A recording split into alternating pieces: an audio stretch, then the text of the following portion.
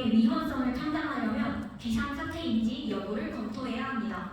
헌법 제77조와 개헌법 제2조를 종합해보면 사회 질서가 극도로 교란되어 행정 및 사법 기능의 수행이 현저히 곤란한 경우에는 비상기형을 선포할 수 있습니다.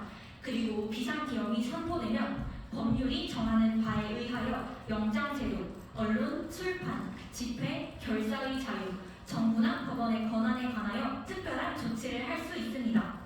윤석열 대통령에 대한 탄핵 심판에서는 이번 기형령이 이 요건에 해당되는 것인지 심사하는 것이 가장 중요한 임무입니다. 따라서 비상기형이 합법적인 것이라면 탄핵 소추 결의서에 기재된 국회 출입 봉쇄행위, 정치인 체포 시도행위 등 모두가 비상기형의 한 내용에 불과한 것이 됩니다. 그렇기 때문에 탄핵 심판에서 기형의 위헌성 또는 위법성을 심리하자면 비상기형의 구성 요건을 이루는 비상사태의 존재 여부를 따져보아야 합니다. 대통령은 국회의 탄핵 남발로 행정부의 인적 기능이 마비 상태에 이르렀다고 판단한 것입니다.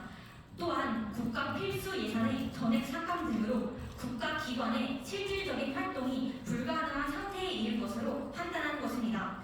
그리고 부정선거에 대한 의혹을 규명하는 것이 현행 사법 기능으로는 불가능한 상태에 이르렀다고 판단한 것입니다. 다시 말해 개헌법 제2조가 언급한 행정 및 사법 기능 수행이 현저히 곤란한 상태라고 판단한 것입니다.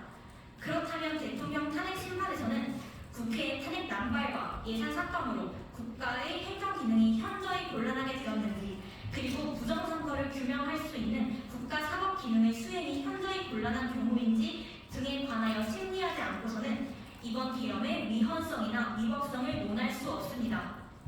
계엄의 위헌성을 심사하려면 계엄의 목적으로 제시된 탄핵 남발, 예산 삭감, 부정선거 관련 증거들을 검증하여 사실 확정을 한 다음에 비로소 가능할 것입니다.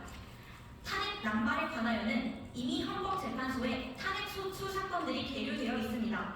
이 사건들을 먼저 심사해야 국회가 탄핵을 남발한 것인지 아닌지를 알 수 있습니다. 그래서 이 사건들을 대통령 탄핵 심판 이전에 결정되어야 합니다. 하지만 이진숙 방통위원장에 대한 탄핵 심판 한 건을 제외하고는 다른 사건들은 아무런 진행이 없습니다.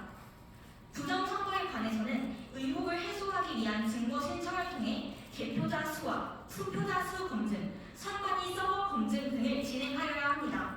그래야 계엄의 정당성 여부를 판단할 수 있기 때문입니다.